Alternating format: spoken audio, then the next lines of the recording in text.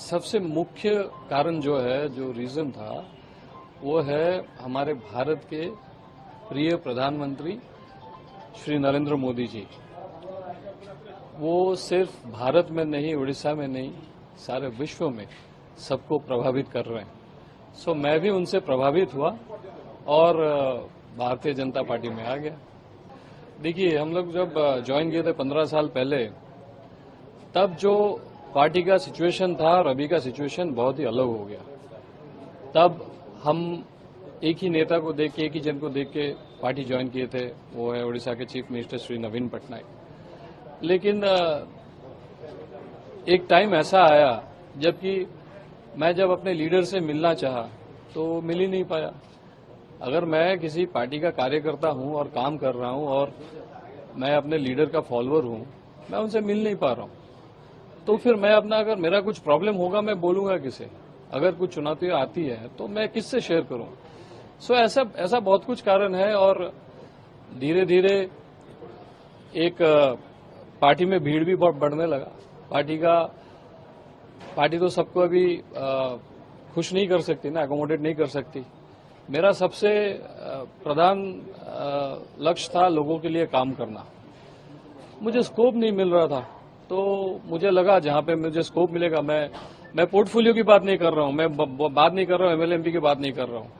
काम करना, लोगों के पास पहुंचना, और जो कि वो पार्टी में नहीं हो रहा था। तो इसीलिए मैंने भारतीय जनता पार्टी को चूज किया, नरेंद्र मोदी जी को चूज किया, सो दैट वो जो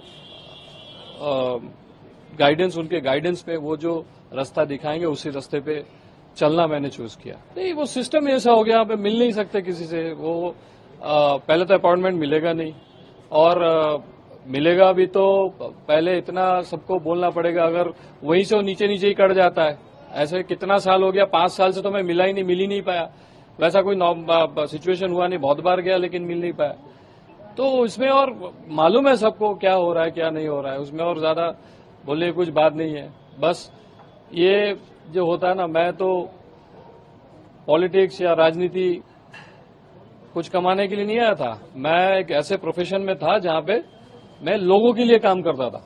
पहले वो एंटरटेनमेंट था, लेकिन फिर जब पार्टी में आए, फिर लोगों के पास गए, तब लगा कि सिर्फ एंटरटेनमेंट नहीं है, और भी बहुत कुछ है जिससे हम लोगों की मदद कर सकते हैं।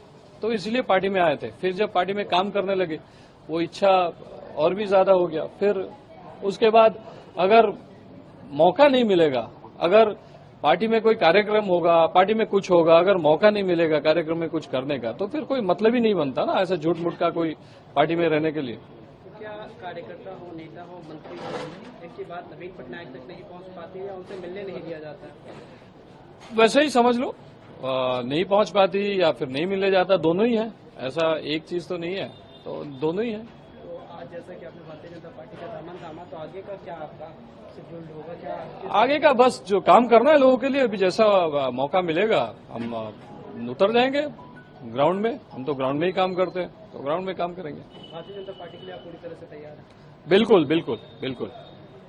अगर आप ये वीडियो YouTube पर देख रहे हैं तो हमारे चैनल को सब्सक्राइब करें और बेल आइकन को दबाना ना भूलें। अगर आप Facebook पर ये वीडियो देख रहे हैं तो हमारे पेज को लाइक करें।